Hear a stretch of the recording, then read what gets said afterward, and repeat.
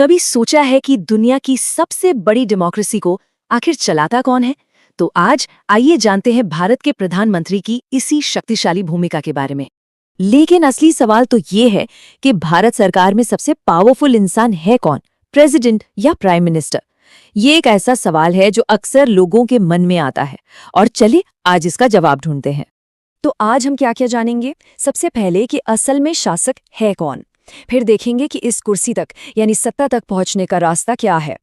इसके बाद बात होगी प्राइम मिनिस्टर के रोज के काम की, उनकी ड्यूटीज की, फिर उनके टर्म और पावर्स को समझेंगे और आखिर में ये भी देखेंगे कि उनका पूरे देश पर क्या असर पड़ता है। तो चलिए शुरू करते हैं उसी सबसे बड़े सवाल से कि असली शासक है कौन। देखिए, भारत के पॉलिटिकल सिस्टम में ना प्रेसिडेंट और प्राइम मिनिस्टर के रोल को लेकर अक्सर थोड़ा कंफ्यूजन रहता है। चलिए इस कंफ्यूजन को दूर करते हैं।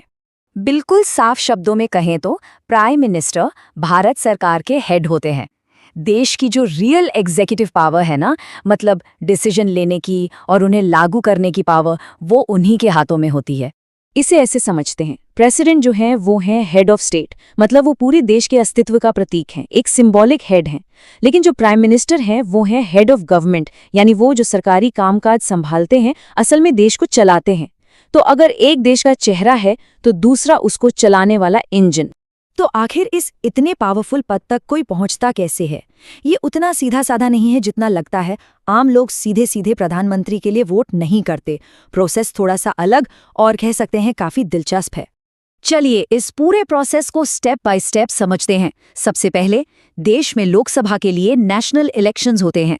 फिर आता है एक मैजिक नंबर 272। जिस भी पार्टी या गठबंधन को इतनी या इससे ज्यादा सीटें मिलती हैं वो जीत जाती है। जीतने के बाद वो पार्टी या गठबंधन अपने लीडर को चुनती है। फिर आती है प्रेसिडेंट की बारी, जो उस लीडर को ऑफिशियली प्रधानमंत्री अपॉइंट करते हैं। और आखिरी स्टेप, एक समारोह में वो अपने पद की शपथ लेते हैं। अच्छा, अब इसमें एक दिलचस्प ट्विस्ट भी है। मान लीजिए कोई ऐसा व्यक्ति प्रधानमंत्री बन गया जो एमपी यानी मेंबर ऑफ पार्लियामेंट है ही नहीं, तब क्या होगा? हमारा संविधान कहता है कि ऐसे में उन्हें 6 महीने के अंदर अंदर पार्लियामेंट के किसी भी सदन का, चाहे लोकसभा हो या राज्यसभा, सदस्य बनना जरूरी है। तो अब हम ये तो समझ गए कि पीएम बनते कैसे हैं। अब सवाल उठता है कि एक प्रधानमंत्री आखिर करते क्या हैं? उनकी जिम्मेदारियों का दायरा सच में बहुत बड़ा है। सोचिए, प्रधानमंत्री एक टीम के कैप्टन की तरह होते हैं। वो अपनी टीम चुनते हैं, जिसे हम काउंसिल ऑफ मिनिस्टर्स या कैबिनेट कहते हैं। फिर ये सुनिश्चित करते हैं कि सभी मंत्री अपना अपना काम ठीक से कर रहे हैं। वही देश के लिए बिग पिक्चर डिसाइड करते हैं कि इकोनॉमी कैसी चलेगी, विदेश नीति क्या होगी या देश की सुरक्षा के मामले। पार्लियामेंट में वो अपनी सरकार के लीडर होते हैं और जब वो विदेश जाते हैं तो पूरे भारत को रिप्रेजेंट करते हैं। ठीक है, तो इतनी सारी जिम्मेदारियां, पर एक प्रधानमंत्री अपने पद पर रहता कितने समय तक है?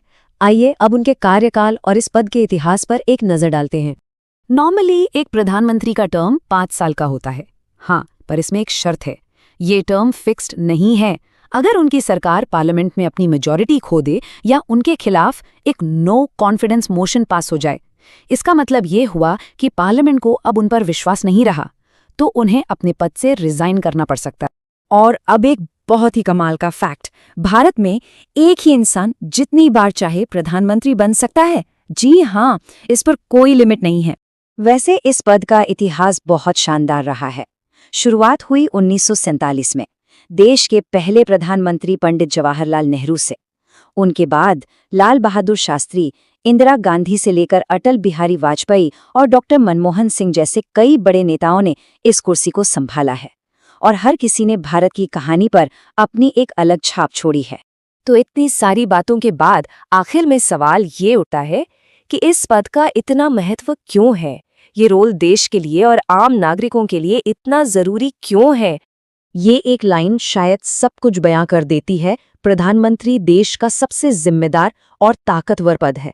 ये सिर्फ एक पोस्ट नहीं है, ये एक बहुत बहुत बड़ी जिम्मेदारी है।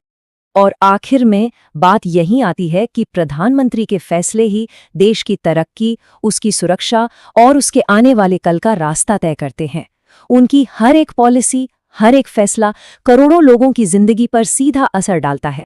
और यहीं हम एक आखिरी और शायद सबसे बड़े सवाल पर आके रुकते हैं कि किसी भी देश का भविष्य उसके प्रधानमंत्री के विजन और उनके फैसलों पर आखिर कितना निर्भर करता है। ये एक सोचने वाली बात है।